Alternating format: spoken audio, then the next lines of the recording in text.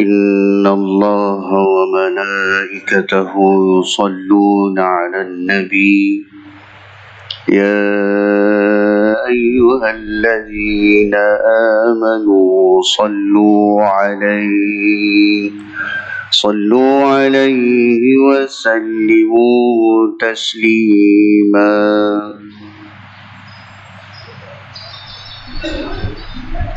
اللهم صل على محمد. اللهم صل على سيدنا محمد. اللهم صل على سيدنا محمد وعلى آل سيدنا محمد. السلام عليكم ورحمة الله. السلام عليكم. الله أكبر الله أكبر الله أكبر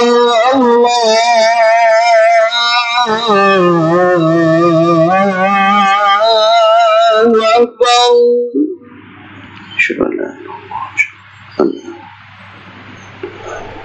أشهد أن لا إله إلا الله.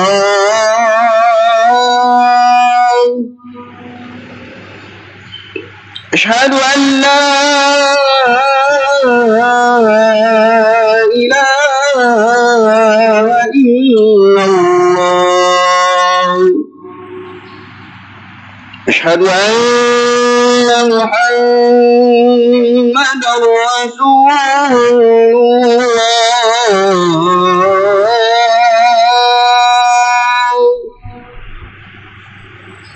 أشهد أن محمدا رسول الله.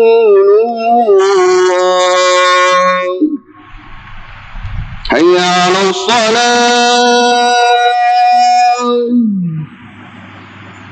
حي على الصلاة.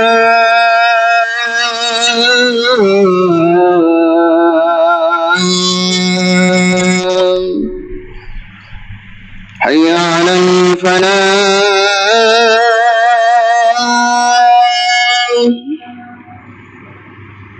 حي على الفلاح.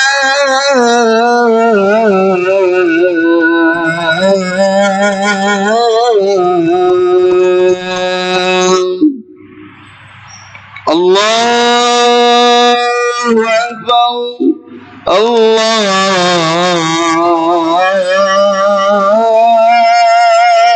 أكبر. لا إله إلا الله.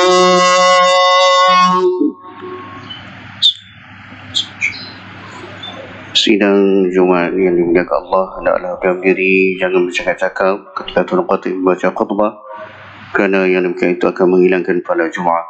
Sabda Nabi sallallahu alaihi wasallam, "Idza qumta li sahibika wal imam yaktubu yawm al-jum'ah, asif faqad laghaw." Rawahu al-Bukhari wa Muslim an Abi Hurairah radhiyallahu anhu.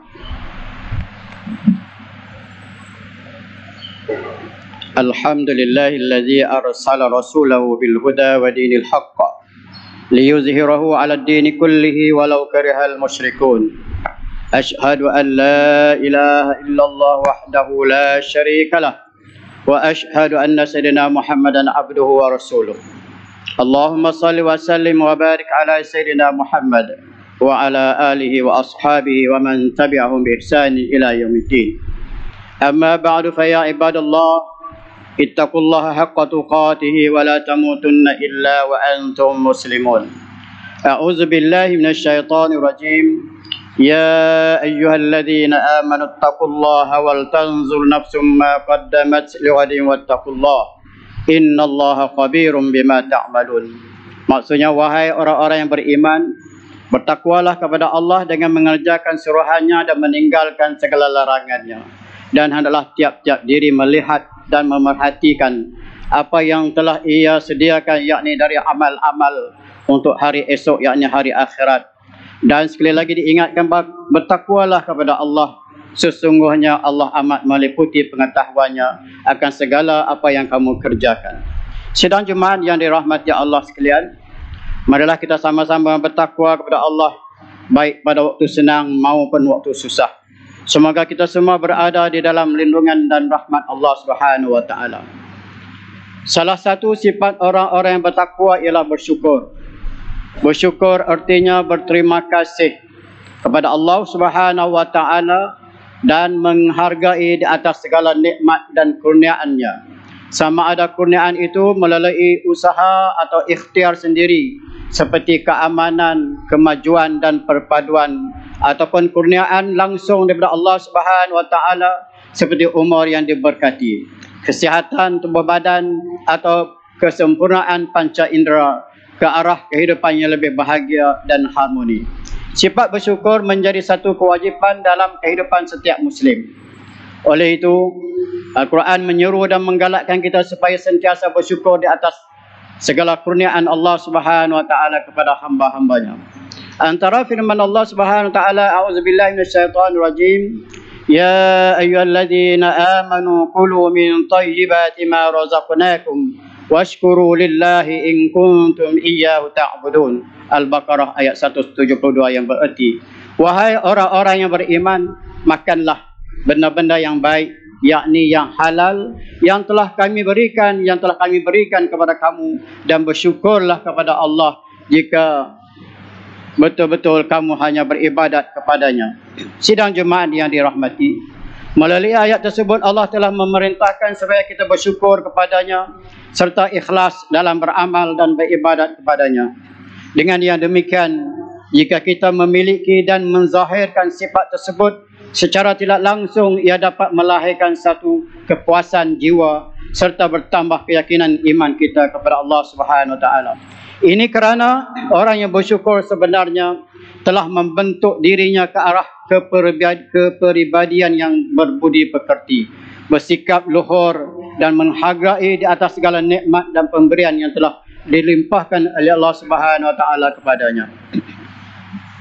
Sidang jemaat yang dirahmati, pengertian bersyukur sebenarnya ialah bijak mengurus dan menyelia seluruh aspek kehidupan dan diri sendiri, sama ada melalui zahir ataupun batin, bagi tujuan pengabdian diri semata-mata kepada Allah Subhanahu wa taala.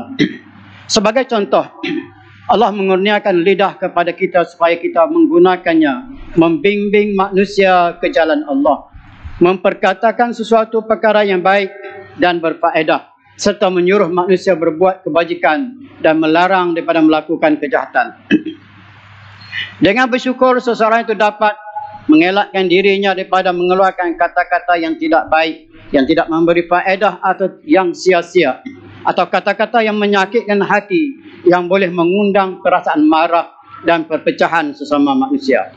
Bahkan jikalau berdiam atau menahan diri daripada berkata-kata dalam keadaan tertentu adalah lebih baik dan lebih berhikmah, sebagaimana sabda Rasulullah sallallahu alaihi wasallam, "Man kana yu'minu billahi wal yawmil akhir falyakul khairan aw liyasmut."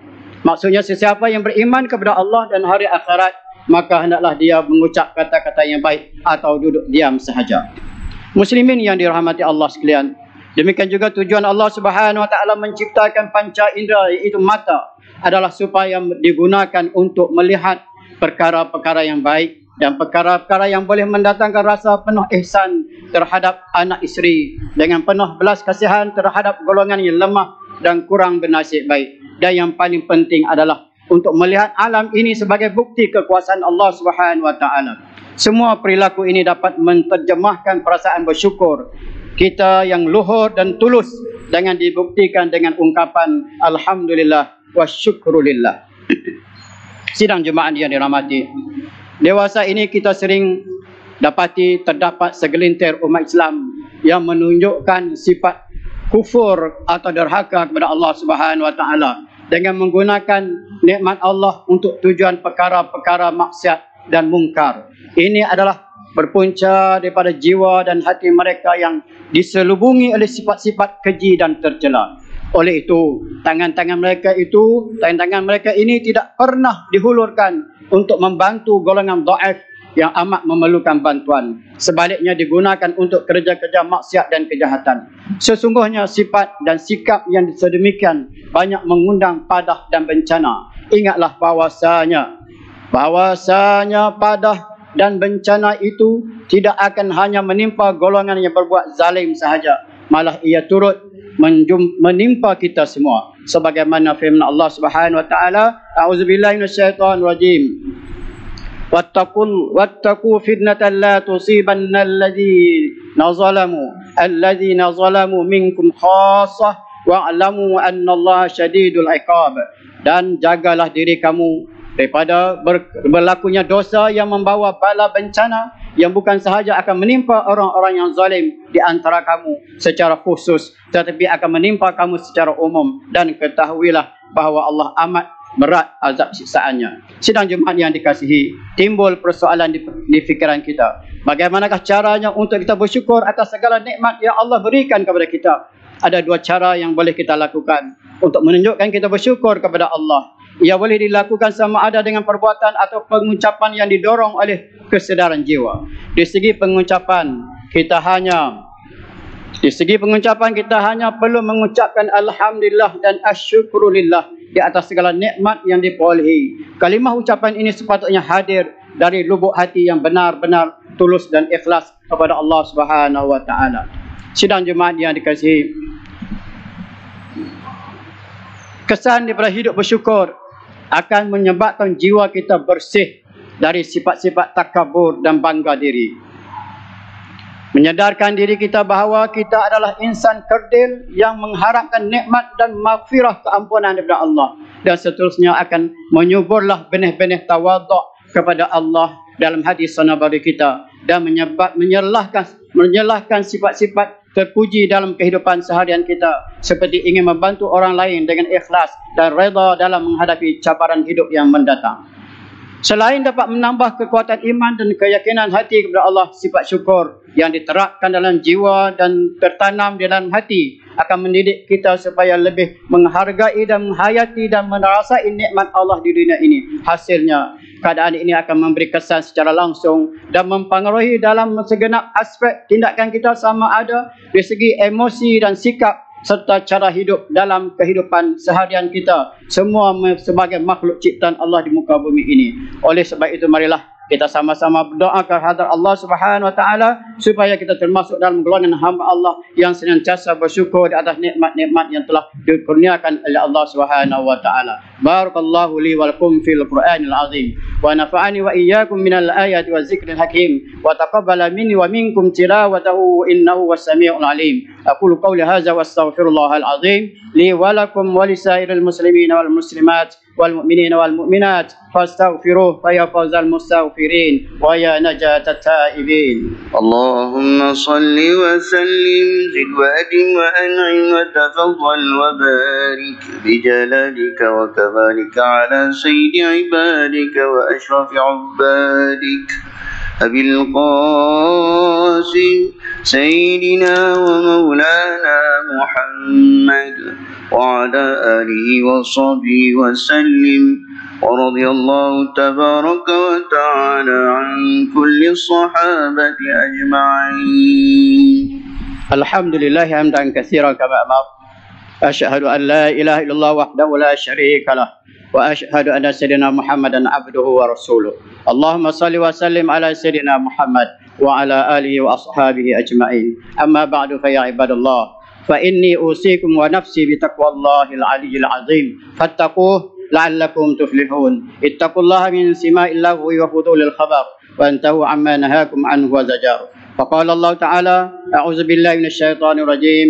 يا أيها الذين آمنوا اتقوا الله ولتنظر نفس ما قدمت لغد واتقوا الله إن الله خبير بما تعملون. إن الله وملائكته يصلون على النبي يا أيها الذين آمنوا صلوا عليه وسلموا تسليما. اللهم صل وسلم على سيدنا محمد وعلى آله وصحبه أجمعين. وارض اللهم عن الخلفاء الراشدين ساداتنا أبي بكر وعمر وعثمان وعلي وعن بقية الصحابة والقرابة والتابعين ومن تبعهم بإحسان إلى يوم الدين. اللهم اغفر للمسلمين والمسلمات والمؤمنين والمؤمنات الأحياء منهم والأموات إنك سميع قريب مجيب الدعوات يا قاضي الحاجات يا رب العالمين. اللهم اجعل هذا البلد آمنا مطمئنا.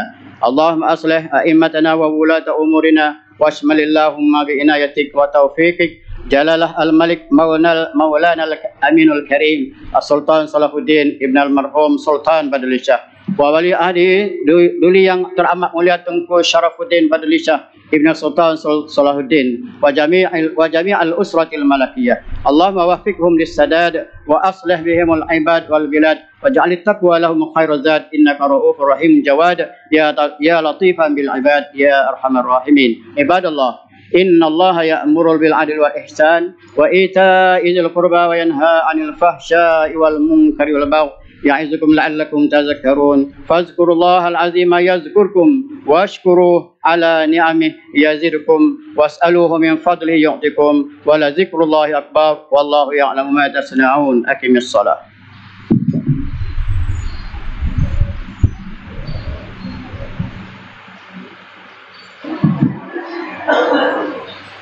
الله أكبر الله أكبر أشهد أن لا إله إلا الله أشهد أن محمد رسول الله حي على الصلاة حي على الفلاح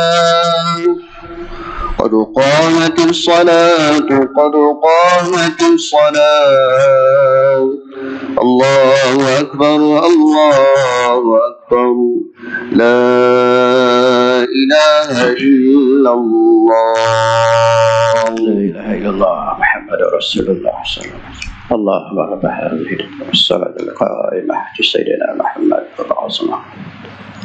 أعوذ بالله من الشيطان بسم الله الرحمن الرحيم. قل أعوذ برب الناس ملك الناس إله الناس من شر الوسواس الذي يوسوس في صدور الناس من الجنة والناس. أصلي فرض الجمعة ركعتين أداء إماما لله تعالى. الله أكبر. الله أكبر كبيرا الحمد لله كثيرا سبحان الله وجهت إلى الذي يضر السامح الأرض وصلى ولا يلي المسلك إن صلاتي ونسكي ومحياي لله رب العالمين لا شريك له وبذلك أمرت أعوذ بالله من الشيطان بسم الله الرحمن الرحيم. الحمد لله رب العالمين الرحمن الرحيم مالك يوم الدين إياك نعبد وإياك نستعين اهدنا الصراط المستقيم صراط الذين أنعمت عليهم غير المغضوب عليهم ولا الضالين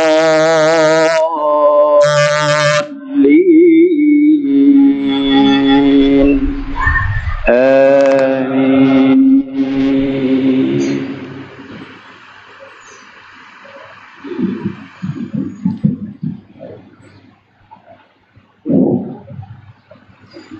بسم الله الرحمن الرحيم.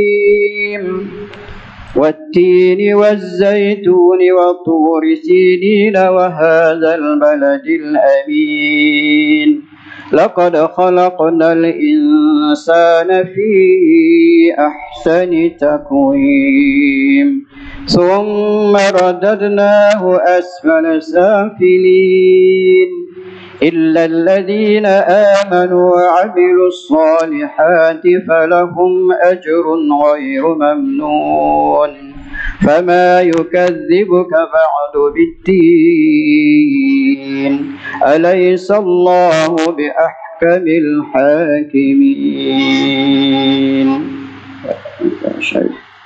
الله أكبر. سبحان ربي العظيم بحمده. سبحان ربي العظيم بحمده. سبحان ربي العظيم بحمده. سمع الله لمن حمده. ربنا الله أكبر. سبحان ربي سبحان ربي العظيم وبحمده. سبحان ربي العظيم وبحمده. الله أكبر. رب اشرح لي وارحمني واجعلني حافظني واهدني وعافني. الله أكبر.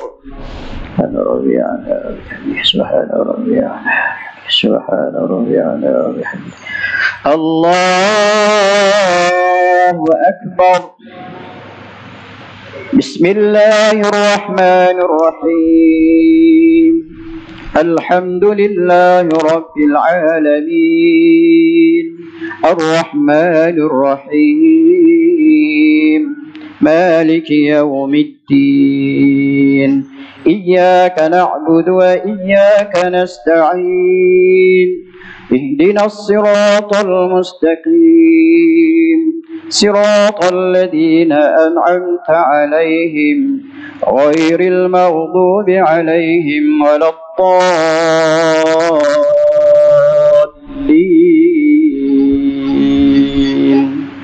آمين.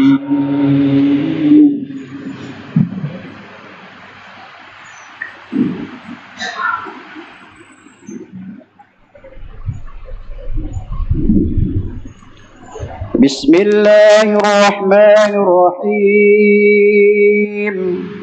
ألهاكم التكاثر حتى زرتم المقابر كلا سوف تعلمون ثم كلا سوف تعلمون كلا لو تعلمون علم اليقين لترون الجحيم ثم لترونها عين اليقين ثم لتسألن يومئذ عن النعيم.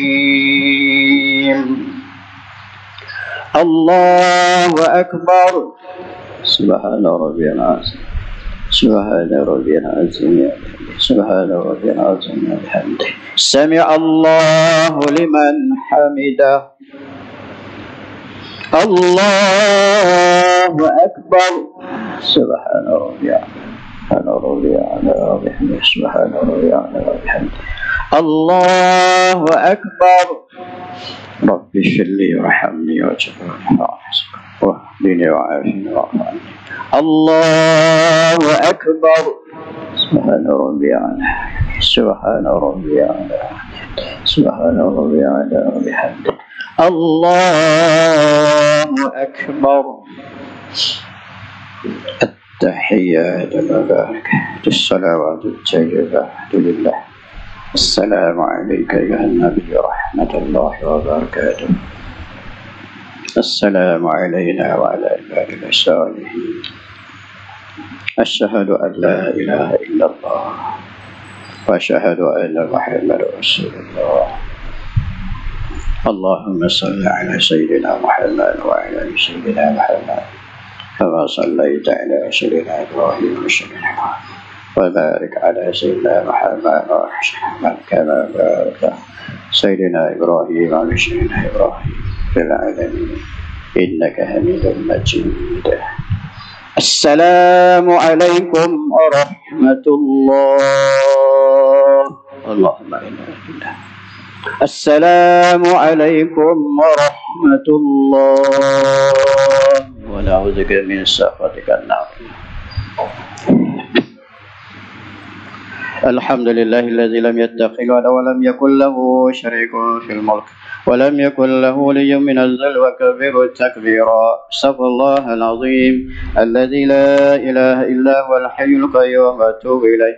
استغفر الله العظيم الذي لا إله إلا هو الحي القيوم وأتوب إليه. استغفر الله العظيم الذي لا إله إلا هو الحي القيوم وأتوب إليه.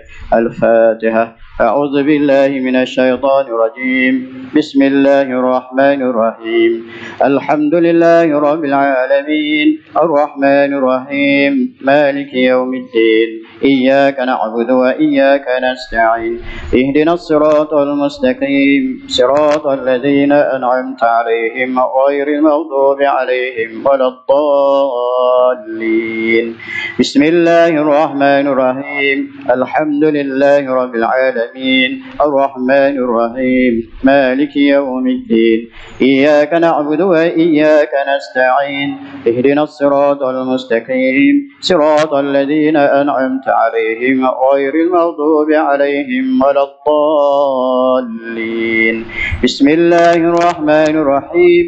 الحمد لله رب العالمين الرحمن الرحيم مالك يوم الدين إياك نعبد وإياك نستعين اهدنا الصراط المستقيم صراط الذين أنعمت عليهم غير المغضوب عليهم ولا الضالين.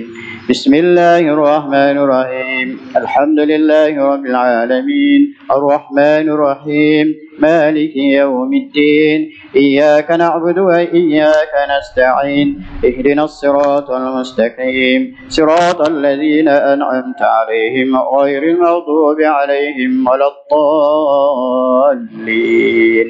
بسم الله الرحمن الرحيم. الحمد لله رب العالمين الرحمن الرحيم مالك يوم الدين إياك نعبد وإياك نستعين اهدنا الصراط المستقيم صراط الذين أنعمت عليهم غير المغضوب عليهم ولا الضالين. بسم الله الرحمن الرحيم. الحمد لله رب العالمين الرحمن الرحيم مالك يوم الدين إياك نعبد وإياك نستعين اهدنا الصراط المستقيم صراط الذين أنعمت عليهم غير المغضوب عليهم ولا الضالين. بسم الله الرحمن الرحيم. الحمد لله رب العالمين الرحمن الرحيم مالك يوم الدين إياك نعبد وإياك نستعين اهدنا الصراط المستقيم صراط الذين أنعمت عليهم غير المغضوب عليهم ولا الضالين. بسم الله الرحمن الرحيم. قل هو الله أحد الله الصمد لم يلد ولم يولد ولم يكن له كفوا أحد. بسم الله الرحمن الرحيم. قل هو الله أحد الله الصمد لم يلد ولم يولد ولم يكن له كفوا أحد. بسم الله الرحمن الرحيم. قل هو الله أحد الله الصمد لم يلد ولم يولد ولم يكن له كفوا أحد.